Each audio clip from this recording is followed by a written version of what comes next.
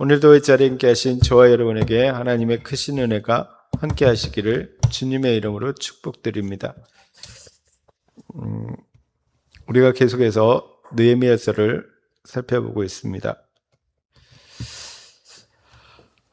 우리가 이제 39절을 읽었다는 것은 10장 전체를 우리가 살펴보겠다는 의미이기도 합니다. 우리가 다 읽어야 되지만 사실 이게 사람의 이름이 나오고 그리고 계속 해서 내용들이 길게 나오기 때문에 우리가 다 읽지는 못하고 39절 한 절을 핵심적인 구절을 읽고 우리가 전체적으로 한번 생각해 보고자 합니다. 이제 초막절 이후에 자발적으로 모인 사람들을 대표해서 레위 사람들이 드린 기도는 이제 문서화가 되어서 하나님 앞에 임봉되었습니다. 그러니까 그들이 도장을 찍고 봉해서 하나님께 드려졌습니다. 이것은 그들의 기도가 유다 공동체 전체가 하나 되어서 하나님께 드린 기도이고 언약 문서의 가치를 가졌음을 의미합니다. 그러니까 이제 하나님 앞에 이렇게 기도함으로 우리가 이렇게 나아가기를 원합니다라고 했기 때문에 그것이 하나님과 그들 사이에 언약이 되고 그것을 지키고자 하는 문서로 그들이 도장을 찍고 임봉을 해서 하나님께 드렸다라는 것이죠. 사실 어떻게 보면 하나님과 이스라엘 백성들 사이에 다시 언약이 체결된 거죠. 언약식이 이루어진 것입니다. 그리고 이제 그들은 그 회개를 구체적인 삶의 결단으로 이어가는 것을 볼 수가 있습니다. 여러분, 진정한 부흥은 눈물에서 그치지 않는다라는 것을 우리는 기억해야 됩니다. 그러니까 우리는 회개하는 것으로, 눈물을 흘리는 것으로 우리 안에 다시 뭔가 될 거야 라고 생각을 합니다. 그러나 우리는 그 눈물을 흘리고 우리가 통회하는 마음을 가진 것에서 더 한 발자국 나아가야 된다는 것이죠. 그것이 무엇입니까? 삶으로 나아가야 된다는 것입니다. 그러니까 우리의 삶이 바뀌어져야 된다는 거죠. 그러니까 이번에 우리 청년부나 우리 중고등부 아이들이 수련회를 갔다 왔습니다. 아이들이 정말 뜨겁게 찬양했고 기도했습니다. 근데 여기에서 그치면 안 된다는 거예요. 그러니까 우리 청년들이, 우리 중고등부 학생들이 삶이 바뀌어져야 된다는 거예요. 그걸 위해서 우리는 더 기도해야 된다라는 것이죠. 아이들이 좋았다고 그러더라고요. 오늘도 청년 하나를 만났는데 그 수련을 통해서 자기가 이렇게 도전을 좀 받았대요. 그렇게 많은 아이들이 같이 기도하고 있는데 나도 기도해야 되겠다라는 그런 마음을 가졌다고 얘기를 하더라고요. 그러니까 거기에서 그치는 것이 아니라 이제 기도해야 된다는 거죠. 기도하고 삶이 바뀌어져야 된다라는 것입니다. 이런 의미에서 10장은 주님 앞에서 회개하고 거룩한 삶을 살기로 결단하여서 서약하는 사람들의 이름이 나열되고 있다라는 것입니다. 우선 1절에서 8절까지를 보시면 여기에는 누구보다 먼저 하나님 앞에서 거룩한 삶을 살겠다라고 서명한 명단에 총독 느헤미야의 이름과 그리고 영적 개혁의 중심이 되어야 할 그 제사장들의 이름이 기록되고 있는 것을 볼 수가 있습니다. 그러니까 느헤미야와 제사장들의 이름이 기록되었습니다. 그들이 가장 먼저 이 언약의 문서에 서명을 했다라는 거예요. 내가 이렇게 살아가겠습니다라고 결단을 한 거죠. 그리고 그 이후에 그 레위 사람들의 명단이 이어지게 되는데 그것이 9절에서 13절까지의 명단입니다. 그러니까 느헤미야와 제사장과 레위 지도자들이 먼저 솔선수범해가지고 서명을 한 것입니다. 근데 느헤미야를 우리가 좀 주목해 볼 필요가 있는데 느헤미야는 기한한 그 바벨론에서 돌아온 유다 공동체가 오직 하나님의 말씀과 그 신앙 위에 세워져야 된다고 생각을 했다는 것이죠. 사실 에스라의 율법 낭독으로 시작된 회개와 영적 개혁의 변화는 그 선도에 앞장선 느헤미야가 있었기 때문에 가능한 일이었습니다. 이것이 느헤미야의 리더십이고 그는 자신이 가장 앞장서서 개혁의 사람으로 살아가고 있었다라는 것입니다. 이렇게 보면 우리는 지도자, 정치인들을 두고 우리는 기도해야 된다는 거예요. 그러니까 물론 우리가 종교인들이, 그 목사님들이 정말 회개하고 눈물 흘리고 통회하는 마음을 가지고 나아가야지 교회의 부흥이 일어날 줄 믿습니다. 그런데 사회 전체가 정말 바르게 하나님 앞에서 나아가기 위해서는 지도자들이 하나님 앞에 꿇어 엎드려야 된다는 거예요. 네. 그래서 정말 우리 안에 지도자, 우리 대통령부터 시작해서 지도자들이 정말로 하나님의 마음을 가질 수 있도록, 또 하나님의 시선을 가질 수 있도록 기도하는 것이 중요합니다. 예. 이재명 대통령도 어느 교회 집사님이라고 얘기를 했고, 또 보면 그 정치권 안에 기독교인들이 굉장히 많습니다. 그런데 그들이 정말 하나님 앞에 무릎을 꿇어야 되는데 그러지 못한 경우가 많다는 거죠. 세상과 타협하고 정치적으로 타협하는 그런 모습들을 가지게 되는데, 여러분, 우리가 정말로 기도해주는 여러분 되시기를 주님의 이름으로 축복드립니다. 그래서 사회가, 우리 전체가 이렇게 바른 방향으로 갈 수 있도록 우리는 기도해야 된다는 거죠. 느헤미야가 지도자로서 정말 하나님에 대한 마음을 가지고 또 개혁에 대한 마음을 가지고 있었기 때문에 이 모든 일들이 잘 진행될 수 있었다라는 것이죠. 그래서 한 사람의 어떤 리더가 정말 중요하다라는 것입니다. 여러분, 교회 안에서도 마찬가지입니다. 여러분이 계속해서 기도해 줘야 되는 것은 저를 위해서 기도해 주셔야 된다는 거예요. 그러니까 교회를 이끌어갈 때 정말 바르게 이끌어갈 수 있도록 여러분 기도해 주시기 바랍니다. 그러니까 그 기도를 정말 여러분들이 알게 모르게 다 기도하셔야 된다는 거예요. 그래야지 바르게 교회를 이끌어갈 수가 있다라는 것입니다. 그러니까 리더가 굉장히 중요하다는 거예요. 그러니까 가정 안에서도 아버지를 위해서 또 어머니를 위해서 기도해야 된다는 거예요. 그래야지 그 가정이 바르게 갈 수가 있다라는 거예요. 여러분, 우리가 이게 보면 가정이 이게 무너지고 사회가 무너지고 국가가 무너지는 이유 중에 하나가 권위가 무너졌다는 거예요. 권위가. 그러니까 가정에서 그 아버지의 권위, 어머니의 권위가 무너지고, 또 사회에서 어떤 리더의 권위가 무너지고, 또 나라 가운데 대통령의 권위가 무너지면 그 사회가 다 이렇게 잘못된 방향으로 갈 수밖에 없는 거죠. 여러분, 정말 그들을 위해서 기도해 주시기 바랍니다. 우리가 그것이 필요하다라는 것입니다. 보시면 이스라엘 백성들을 위해서 자신의 봉급도 포기하고 자신 누려야 되는 권리도 포기하고 선두에서 솔선수범하는 느헤미야가 있었기 때문에 성벽 재건과 영적 개혁은 그 이스라엘 전반에 실현될 수 있었다라는 것입니다. 이러한 우리가 느헤미야의 모습을 보면서 우리가 좀 예수님의 모습을 생각해 볼 수가 있습니다.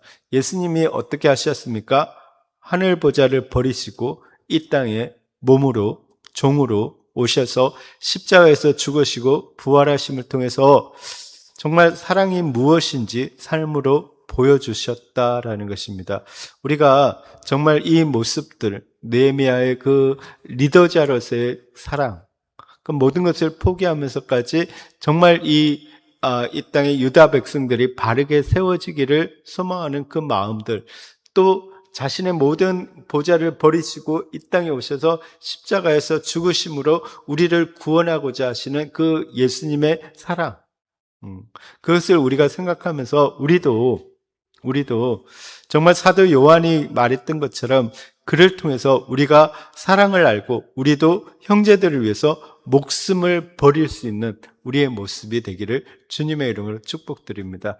여러분, 우리 안에 사랑이 회복되기를 바랍니다. 그것이 정말 하나님께서 우리에게 주시는 마음입니다. 그러니까 옆에 있는 사람들, 우리 공동체에 있는 사람들을 우리가 여러분 기억하면서 그들을 사랑하고 긍휼히 여기는 마음들을 가지기 바랍니다. 쉽진 않아요. 그죠? 쉽진 않잖아요. 멀리 있으면 쉬워요. 멀리 있으면 사랑하기 쉬워요. 근데 가까이 있으면 사랑하기가 더 힘든 것 같아요. 이게 보이니까, 눈에 보이니까. 다 보이니까. 그러나, 그럼에도 불구하고 하나님의 마음을 달라고 기도하시기 바랍니다. 그래서 서로 사랑하고 섬기는 우리의 모습이 되기를 주님의 이름으로 축복드립니다. 이후에 이제 14절에서 27절까지의 말씀에는 행정직 역할을 하고 있는 백성의 우두머리의 이름을 기록하고 있습니다. 그러니까 느헤미야와 제사장들과 레위 사람들 그리고 그 행정가들 순으로 이렇게 서명이 되었다라는 것입니다. 하나님 앞에서 언약을 회복하는데 정치적, 행정적 대표들이 배제되지 않았음을 알 수가 있습니다. 사실 우리가 좀 많이 기도해야 되는 부분이 여기 이제 우리 그 주민센터 직원들을 위해서 많이 기도하셔야 됩니다. 왜냐하면 그분들이 실질적으로 주민들을 만나시거든요. 특히 이제 복지에 관련해 가지고 일하시는 분들은 교회 그 지역에 혼자 계시는 분, 어려우시는 분 이런 분들을 다 만나시거든. 근데 그 만나서 섬김을 할 때 정말 복음을 전할 수 있거든요. 물론 공식적으로는 그렇게 하지는 못하게 되어 있지만 그래도 정말 그 사랑을 표현할 수 있거든요. 그래서 많이 기도해 주는 것이 필요합니다.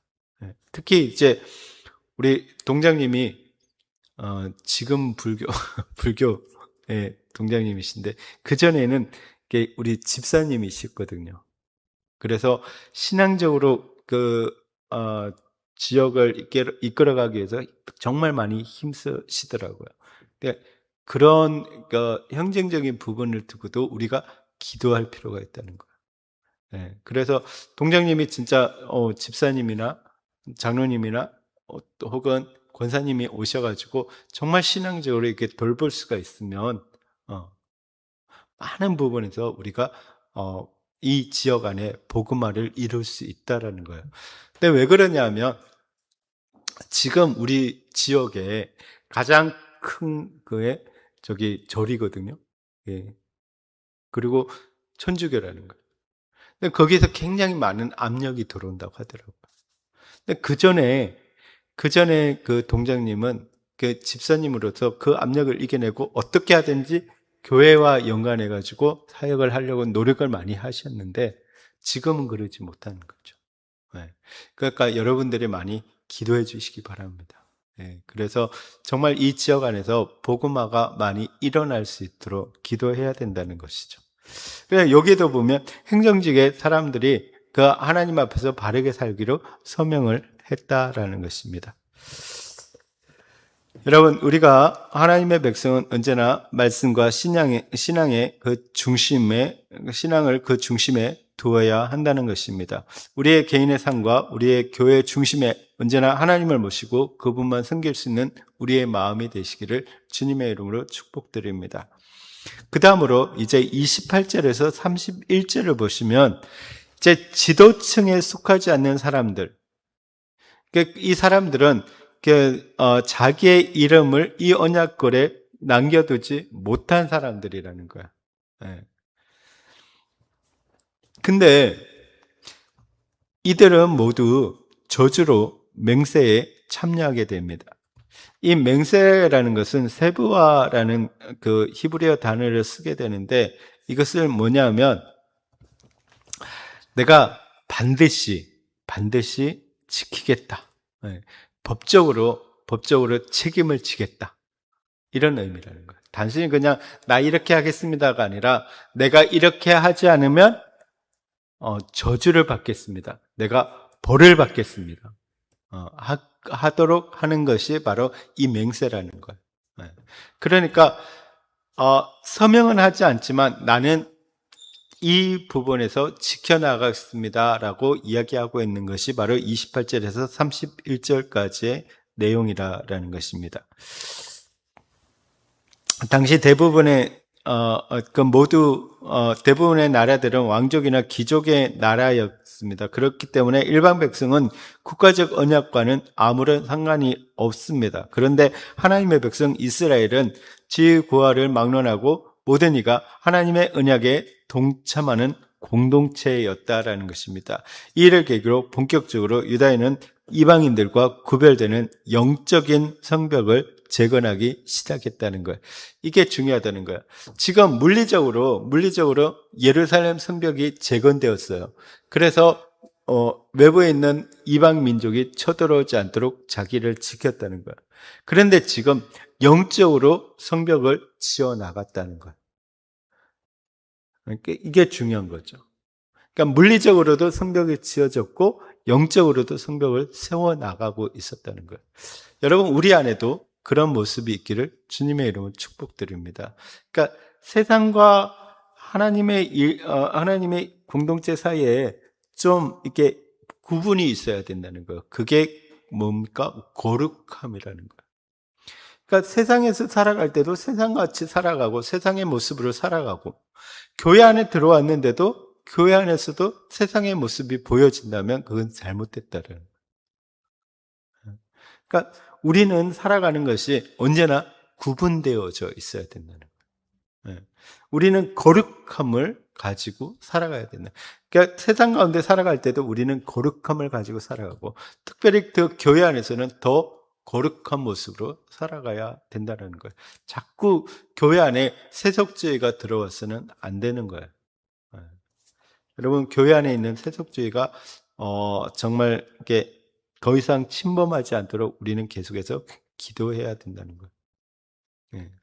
자꾸 어떤 것들이 있냐면, 이렇게 기도를 하면서 자꾸 세상의 종교하고 똑같이 생각하는 거예요.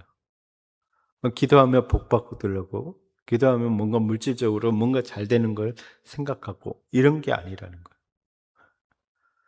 또 우리가 사람들을 이렇게 보면서 세속적인 눈으로 판단한다는 거예요. 저분은 어떤 분, 저분은 어떤 분, 저분은 이렇게. 또 직분을 어떻게 봅니까? 자꾸 이렇게 높고 낮음으로 본다는 거예요. 여러분, 직분은 하나님께서 우리로 공동체 안에서, 교회 공동체 안에서 교회 공동체를 세워나가기 위해서 주시는 봉사직이에요. 그죠? 거기에는 높고 낮음이 없어요. 은사에 따라서, 하나님이 주시는 사명에 따라서 주어지는 거예요.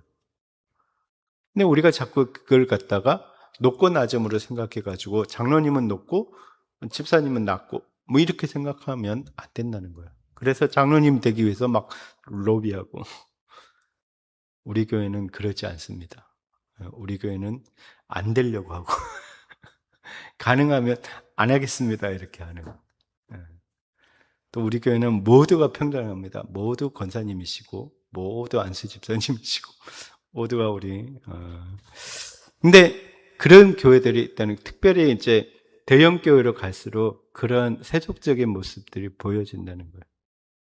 여러분, 정말 우리 안에서 영적인 성벽이 세워지기를 주님의 이름으로 축복드립니다. 그래서 거룩함을 가지고 살아가는 우리의 모습이 되어야 된다는 것이죠. 자, 하나님의 백성들은 이제 무엇을 결단합니까? 보시면 모세를 통해서 주신 율법을 따를 것이다라고 결단합니다. 그리고 이방인들과 통혼하지 않기로 맹세합니다. 그 이전에 저질렀던 죄악을 회개하고 그 죄로부터 그러니까 끊어낼 것을 선포하고 있는 것입니다. 또한 이방인들과 관계에서 세상의 법도와 하나님의 법도가 충돌했을 때 하나님의 법도를 우선시하기로 맹세합니다. 여러분 어떻습니까? 하나님의 법과 세상의 법이 충돌했을 때 여러분은 어떤 법을 따르십니까?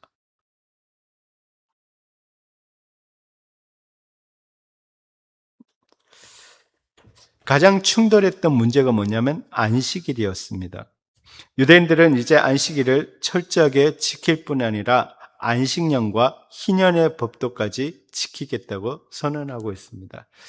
여러분 어떻습니까? 여러분은 주일을 어떻게 지키십니까? 하나님의 시각에서 지킵니까? 세상적인 시각에서 지키고 있습니까? 지금 여기는 안식일을 이제는 하나님의 법도에 따라 지키겠다고 결단했습니다. 이처럼 하나님의 백성은 말씀을 선포하고 순종하겠다는 다짐을 통해서 세상과 자신을 구별하는 성벽을 세우고 하나님의 백성이라는 정체성을 이제 확고하게 세워나가고 있다는 것입니다. 여러분, 영적인 성벽의 안과 밖은 본질적으로 다른 세상이 되어야 한다는 것입니다. 물론 그 안에 성문이 있어서 드나들 수 있지만 그 무엇이든지 성벽 안으로 들어오고 그 내부의 정체성에 동화되는 역사가 일어나야 된다는 거예요. 그러니까 세상에서 사람들이 들어왔을 때 여기 안에서 그러니까 거룩함을 지키는 것으로 변화되어야 된다는 거예요. 그러기 위해서는 우리는 뭐야? 철저하게 지켜야 돼요. 그래서 교회 안에서 우리가 진짜 말씀대로 살아가는 모습들이 강하고 있으면 세상의 사람들이 이제 초신자로 들어왔을 때 저 모습이 신앙의 모습이구나를 배워나가야 돼요. 근데 우리가 희미하면 그들도 혼란스러워야 돼요. 그러니까 우리 공동체는 좀 그런 부분에서 좀 강한 공동체가 되었으면 좋겠습니다. 그래서 철저하게 신앙 중심으로 살아가고 하나님 중심, 성령 중심의 공동체가 되어 있으면 누구나 들어와도 그 안에서 동화되어 간다는 거예요. 그죠? 그러니까 말이 달라지고 생각이 달라져요. 여러분, 그래서 성경적인 용어를 좀 많이 사용하시기 바랍니다. 성경적인 용어를. 교회 안에서 언니, 오빠 이런 얘기 하지 마시고 집사님, 권사님. 저 어느 교회 가니까 그런 얘기 하더라고요. 언니, 오빠. 그래서 제가 권사님, 집사님 이렇게 가르쳐줬어요. 성도님. 친하다고 우리가 자꾸 그렇게 가면 세상의 것이 자꾸 들어오는 거예요.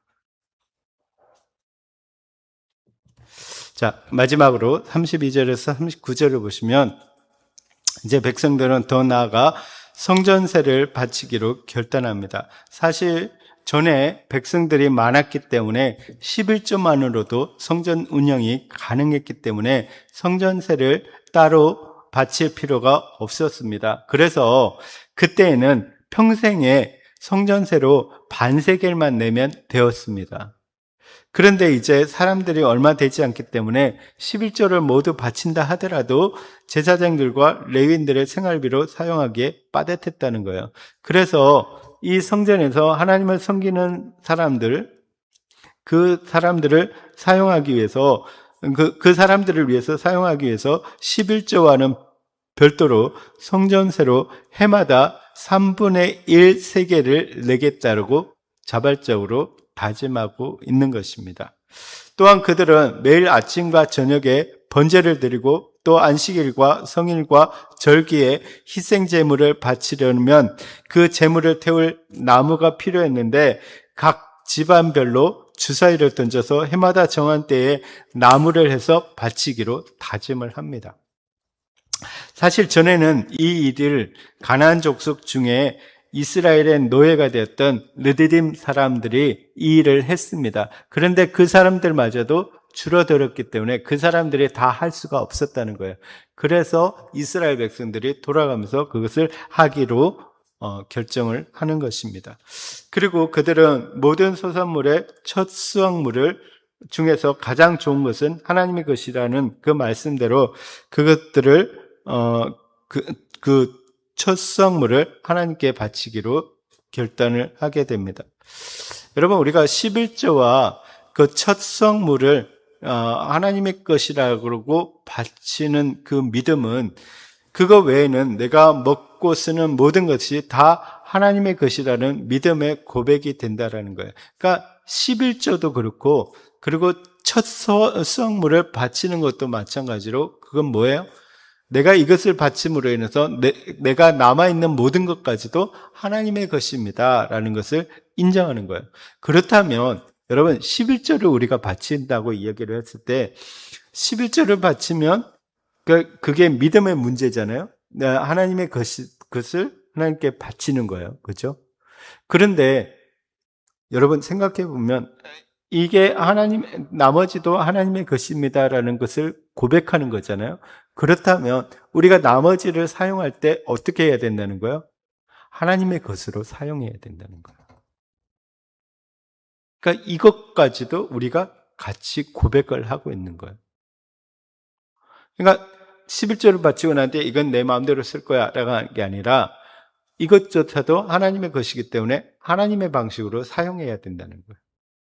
그러니까 그걸 우리는 고백하고 있는 것이죠. 마지막으로 이스라엘 백성들은 11조는 물론 소재로 드릴 곡식과 제물에 부어 드리는 전제로 드릴 포도주와 기름 등 그런 예물을 바쳐서 성전 곳간에 채울 것이라고 고백하고 있습니다. 이것은 제사장과 레위인들과 성전 문지기들과 노래하는 사람들의 먹을 양식이 되기도 하지만 무엇보다 하나님을 섬길 때 소재와 전제로 사용되는 것들이기 때문입니다. 성전에 이런 것들이 떨어지지 않게 하여서 하나님을 섬길 때 제물이 없어서 예배를 드리지 못하는 일이 없게 하겠다라고 말하고 있습니다. 자, 그래서 여기까지가 본문의 내용인데 우리가 몇 가지 교훈을 생각해 보려고 합니다. 먼저는 저와 여러분들이 하나님의 말씀을 들었을 때 삶으로 그것이 순종되어져야 된다는 거예요. 지금까지 우리가 살펴보신 것처럼 느헤미야 8장에서 이스라엘 백성들은 학사 에스라를 통해서 말씀을 들었습니다. 그래서 9장에서는 죄를 회개합니다. 통회합니다. 그리고 10장에 와서는 실제적인 행동을 결단합니다. 이방인과의 결혼 문제를 정리하고 안식일을 거룩하게 지키고 성전세를 내고 첫 열매와 11조를 드리고 성전의 일을 책임지기로 했습니다. 그러니까 말씀을 아는 것보다 더 중요한 것이 무엇입니까? 말씀대로 살아가는 것입니다. 이것이 중요하다는 거예요. 여러분, 우리는 말씀을 아는 데서 끝나고 있어요. 오늘 목사님 말씀 참 좋아. 오늘 감동받았어. 라고 하는 데서 끝나버린다는 거예요. 여러분, 말씀을 들었으면 어떻게 해야 됩니까? 실천해야 합니다. 그래서 한 가지씩이라도 나는 이 말씀을 가지고 이렇게 살아봐야지라고 해야 된다는 거예요. 여러분 안에 그런 삶의 결단이 있기를 주님의 이름으로 축복드립니다. 또 하나는 신앙은 개인적인 결단이면서 동시에 공동체적인 결단이라는 것을 말해주고 있습니다. 우리가 살펴보신 것처럼 10장에서는 많은 사람들의 이름이 기록되어 있습니다. 지도자 몇 사람만 언약을 맺은 것이 아니라 무엇입니까? 온 공동체가 하나님 앞에서 결단하는 것을 볼 수가 있습니다. 여러분, 신앙은 분명 나와 하나님과의 개인적인 관계입니다. 그죠? 그러니까 하나님과 나와의 개인적인 관계입니다. 그것이 기본입니다. 근데 거기서 끝나지 않는다는 거예요. 자신이 어떻게 살아가느냐에 따라서 하나님과 어떤 관계를 가지고 살아가느냐에 따라서 가정 공동체에 영향을 주게 됩니다. 그렇지 않습니까? 여러분의 권사님 여러분들이 정말 살아가는 그 모습을 통해서 가족들이 그것을 보면서 신앙을 배우게 되어 있습니다. 네. 또 교회 공동체도 마찬가지입니다. 우리 한 사람 한 사람의 신앙의 모습을 통해서 공동체가 다 배우게 됩니다. 그래서 분위기가 있다는 거예요. 분위기. 교회 분위기가 있다는 거예요. 그러니까 기도하는 권사님들 많으면 교회 분위기가 당연히 기도하는 분위기로 갑니다. 그죠? 찬양하는 분들이 많으면 찬양하는 분위기로 갑니다. 그러니까 말씀에 대해서 정말 이렇게 갈급한 분들이 많으면 그 교회 전체가 말씀에 대해서 굉장히 깊이 있어집니다. 그것이 중요하다는 거죠. 그럼 우리 교회는 어떠냐는 거죠. 우리 교회도 정말로 그렇게 이렇게 모두가 하나님 앞에서 진짜 바르게 살아가기를 힘쓰고 애씀으로 인해서 우리 교회 전체가 그런 신앙적인 분위기가 되기를 주님의 이름으로 축복드립니다. 아멘. 그렇게 딱 들어오면 이 교회는 진짜 막 열정이 느껴져. 신앙의 열정이 느껴져라고 생각되는 교회가 되어야 된다는 거예요. 조는 교회, 자는 교회. 예. 말씀이 선포될 때 언제나 눈 감는 교회. 이런 교회가 되면 안 된다는 거죠. 예. 그 다음에 세 번째는 뭐냐면 거룩함이라는 것은 구별됨에서 시작된다는 거예요. 앞서 28절에서 31절에서 살펴보신 것처럼 이스라엘 백성들은 이방 민족들과의 관계와 안식일을 비롯한 여러 문제에 대해서 분명하게 정리하는 것을 볼 수가 있습니다. 여기서 중요한 것은 이것은 단순히 사람을 배척하는 것이 아니라 하나님의 백성으로서의 정체성을 지켜나가는 것입니다. 다시 그들이 주변의 문화와 동화되지 않고 그들의 문화와 가치를 따라서 살아가는 것이 아니라 하나님의 백성으로서 하나님의 백성답게 살아가려고 하는 결단이고 그것이 필요하다라는 것입니다. 여러분, 우리에게도 거룩함이 필요합니다. 이것은 우리가 하나님의 백성임을 분명히 기억하는 것에서 나오고 또 하나님의 백성으로 하나님의 백성다운 기준을 가지고 살아가는 것을 의미합니다. 여러분, 기준이 있어야 됩니다. 여러분이 살아가는 기준이 있어야 됩니다. 그래서 그 기준에 맞게 거룩한 모습으로 살아갈 수 있는 여러분 되시기를 바랍니다. 네 번째는 하나님께 드리는 것을 우선순위로 해서 살아가야 된다는 거예요. 32절에서 39절을 보면 성전세나 나무나 첫열매나 11조에 대한 결단이 소개되는데 특별히 그들은 첫열매 11조에 대해서 결단합니다. 여러분, 우리가 11조와 첫열매를 드린다는 것은 우리가 살펴보신 것처럼 자신이 가진 모든 것이 하나님께로부터 왔고 모든 것이 하나님의 것임을 고백하는 신앙의 고백입니다. 그러므로 하나님께 드린다는 것은 단순히 물질의 문제가 아니라 내 삶에서 하나님을 가장 우선순위에 두고 살아가는 것을 말해주고 있습니다. 그렇기 때문에 우리가 11조의 문제는 그냥 단순히 돈을 내가 10분의 1을 낸다 안 낸다의 문제가 아니라 하나님을 내게 정말 우선순위로 두고 살아가느냐, 하나님을 의지하고 살아가느냐 아니냐의 문제라는 거예요. 그렇기 때문에 여러분, 우리가 그렇잖아요. 우리가 10의 1조를 낼 수 있고 10의 2조를 낼 수 있고 10의 9조를 낼 수 있어요. 아니 10의 0.5를 낼 수도 있어요. 근데 그런 게 중요한 게 아니라 뭐가 중요하다는 거야? 하나님을 우선순위에 두는 것이 중요하다는 거예요. 내 모든 삶이 하나님께로부터 왔고 하나님의 것입니다라는 것을 우리가 고백하는 게 중요하다는 거. 여러분, 그런 고백이 여러분 안에 있기를 주님의 이름으로 축복드립니다. 그건 시간도 마찬가지고 물질도 마찬가지고 은사도 마찬가지고 삶의 계획도 마찬가지입니다. 모든 것들이 하나님 중심으로 이루어져야 된다는 거예요. 마지막으로 성전과 함께 책임지는 공동체가 되어야 된다라는 것입니다. 마지막 단락에서 백성들은 성전의 필요를 공동체가 함께 책임지려고 하는 모습이 보였습니다. 이것이 건강하고 강한 공동체의 모습입니다. 모두가 같은 일을 하는 것은 아니지만 모두가 자기의 몫을 감당하고 있다라는 것입니다. 누군가가 하겠지라고 생각하지 않고 내가 할 수 있는 것은 내가 감당하겠다는 마음으로 함께 문제를 해결하는 공동체 의식이 필요합니다. 연결해서 그들이 그렇게 성전에 필요한 것을 각자가 책임지고 공급하고자 하는 이유가 무엇입니까? 하나님의 전을 버려두지 않겠다라는 거예요. 여기서 버려둔다라는 말은 돌보지 않다, 유기하다, 떠나다라는 의미를 가지고 있습니다.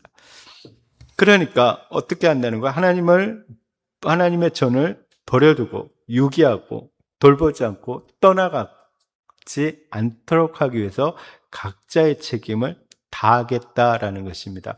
근데 이것을 좀 우리가 다른 시각으로 보게 되면 그들의 중심에 성전, 그러니까 성전을 버려두지 않고 성전을 지키겠다라고 이야기하는 부분들은 뭐냐면 하나님께 대해서 예배를 중심으로 두겠다라는 거예요. 예배가 가장 중요하기 때문에 예배를 떠나지 않겠다라는 결단이 있다라는 것입니다. 여러분, 우리가 살아가는 목적이 무엇입니까? 인간의 제일 된 목적이 뭐라고 이야기했습니까? 우리가 소요리 문답을 하면서 하나님을 즐거워하는 것, 기뻐하는 거라고 했습니다. 그죠? 그러니까 하나님을 즐거워하고 기뻐하는 것이 무엇입니까? 예배라는 거예요. 그러니까 우리의 최고의 목적은 뭐냐면 하나님을 예배하는 거예요. 그렇기 때문에 그 예배하는 것에 목숨을 걸겠다라는 거예요. 여러분, 그것을 지키는 여러분 되시기를 주님의 이름으로 축복드립니다. 여러분, 여기는 하나님께 예배하는 곳입니다. 그래서 물론 우리가 삶의 현장에서 우리의 예배를 받으시는 분이시지만 우리가 모여서 하나님이 주신 의식에 따라서 온전한 예배를 드리는 곳이 여기 성전이고 예배당입니다. 여러분, 이 자리를 지켜나가는 여러분 되시기를 바랍니다. 그러므로 예배를 지켜나가야 된다는 거예요. 그럴 때 진짜 우리로 강한 공동체가 될 수 있다는 것이죠. 여러분, 이 말씀을 보면서 우리도 그런 모습으로 살아가고 그런 공동체가 되기를 주님의 이름으로 축복드립니다.